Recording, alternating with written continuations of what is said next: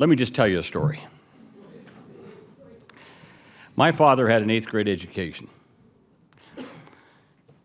Actually, we found out later he only went to the 6th grade, but he was Irish. He bragged a lot. Most of his life, he worked in the coal mines in Iowa. Not too many people know that Iowa had coal mines. For about 23 years, he worked in the coal mines. He'd saved up some money, bought a farm, a small little 40 acres before the Depression, married a widow who was an immigrant. That was my mother. He had 3 kids, 3 boys. He lost his farm, Depression, had some savings in the bank, lost that too. But we made it through the Depression, and in the 40s, 1950, my mother died. I was 11 years old. I was 10 then, 10 years old. My father then was left with 3 boys under the age of 18. He was disabled. I mean, he'd had that black lung disease, and he just couldn't. He was 65. He was about 64, going to be 65 in 1951.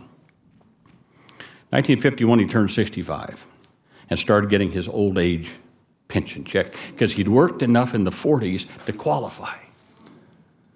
Imagine that. He had 3 kids under the age of 18, no savings, no retirement, nothing but a broken body. And he got his Social Security check, and because he had 3 boys under 18, we got $45 a month for each one of the kids, too. If it hadn't been for Social Security, I don't know what would happen to my family. How would we have stayed together? So it was the only income we had. And it kept us together, kept us in school, kept my father, his pride and dignity. But I got to tell you this. I can remember one day when I came home from the military, I was in the Navy. It was 1965, and he proudly held up his Medicare card because now he could get health care without being subject to the indignities. So I tell you that because I don't have to read about Social Security in a book. I lived it. I saw what it did for my family. The sad thing is there are millions of Americans in the same position today. They have no savings. 8 out of 10 people that get Social Security have only Social Security. They have no retirement. There are those who want to privatize it. Newt Gingrich and that crowd want to privatize it, put your money on Wall Street. As my father said to me once, he said, I trusted the banks once, I'll never trust them again. He said, I always remember in our little dining room, we had 3 things. We had a picture of Jesus, a picture of Pope Pius XII, and a picture of FDR.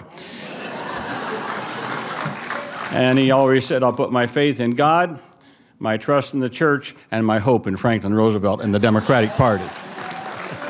So we always have to remember that Social Security is backed by the full faith and credit of the United States government.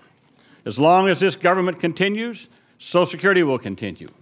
Now, do we have to fix it? As our leader said, we don't have any problems now, but I'll give you one suggestion. Just one modest suggestion. Why is it that someone who makes $50,000 a year pays on every last dollar they make to pay into Social Security? Someone who makes $500,000 a year only pays in on 20 cents on every dollar. Why is that?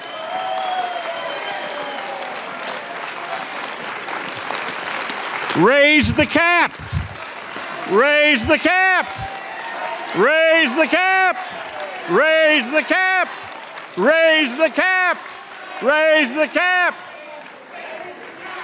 Let's make it fair. You want to put more money in Social Security? Let's go, as Willie Sutton used to say when he robbed banks, that's where the money is. Let's go where the money is, folks. Let's go after the people who are not paying their fair share into Social Security. So I joined with my colleagues here, with all of you. Wade Henderson, thank you so much for all you're doing, and the Leadership Conference on Civil Rights. Thank you. Hang in there. Hands off of Social Security. Back off of Social Security.